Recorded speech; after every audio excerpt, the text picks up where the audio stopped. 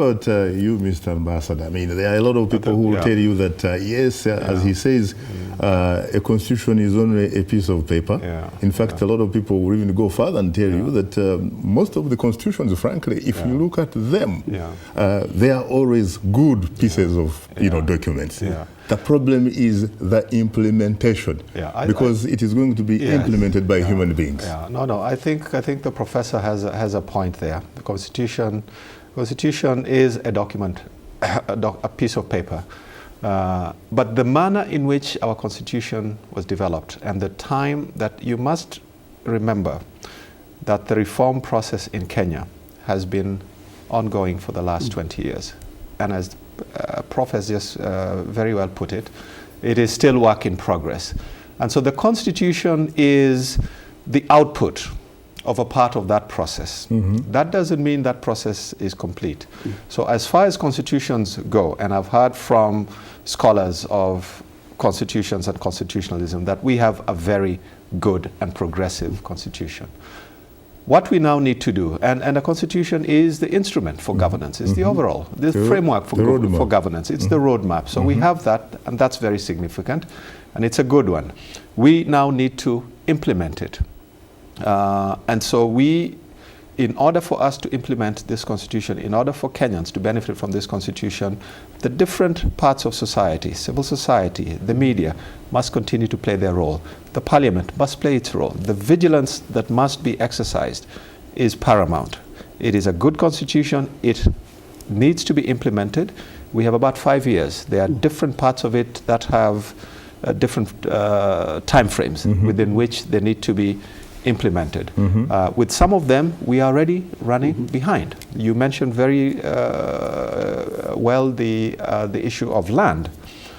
Very, very sensitive. It is one of the reasons why we got to where we got to at the end of 2007. The underlying causes leading to the violence that we saw.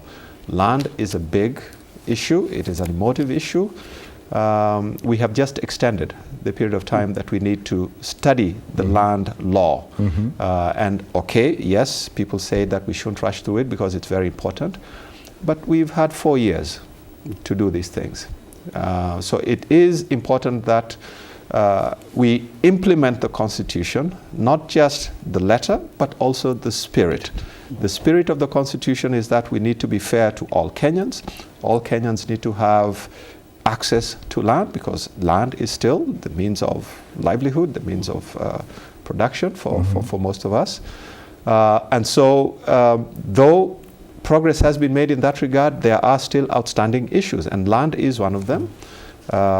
Professor has mentioned the issue of the IDPs. I think we could have done better with the IDPs. We should have done better. We must do better with IDPs. I don't think there's any excuse for why we still have Kenyans 4 years later who are still in camps. I think it's completely unacceptable, and we need to take responsibility and be ashamed of ourselves for letting that happen.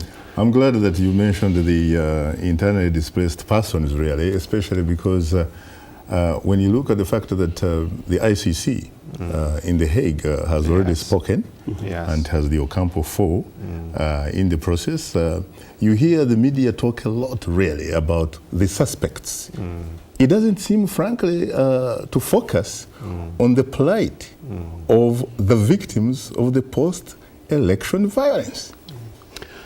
Yeah, I think that's unfortunate. That's quite unfortunate, and we need to really focus on that. Of course, you know, those accused. I mean, they are a big issue, and they do impact on the way we move forward, depending on how the cases go.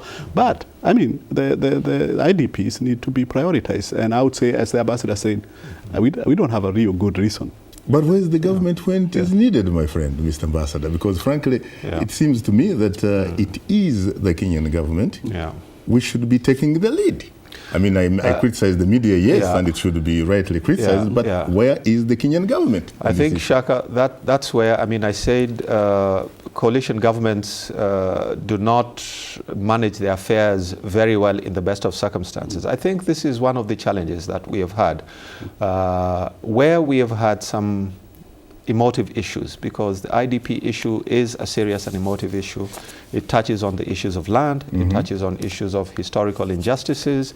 I think that is where, again, the coalition government was not able to step forward and take charge and say, we will sort this problem out and we will do it regardless of what it takes. We will do whatever it takes to fix this problem. I don't think we were able to, as a coalition government, to be as courageous and as brave as we needed to be to take care of this. So you saw piecemeal solutions to the problem. You saw efforts being made, and then you saw at some times different parts of the coalition or different sides of the coalition pulling in different directions. That didn't help the situation at all. So again, I think that's, again, the makings of a coalition government where different political interests were playing out. So when you saw the coalition government playing out in terms of, one side pulling on one side, the other pulling on the other, sometimes the IDPs were being used as scapegoats and pawns in the political game. Who is going to solve the problem of IDPs? Who is really going to take the bull by the horns when it comes to the issues of land and historical injustices around land? I think we dilly-dallied a little bit there as a coalition government. But I think we still have time to do it. I don't think we should go to the next elections not having solved this problem. Not a single Kenyan should be in a camp, by the time we're going to the next election. So I hope and pray that the coalition government will do now, because the time now is very limited, will do that which needs to be done.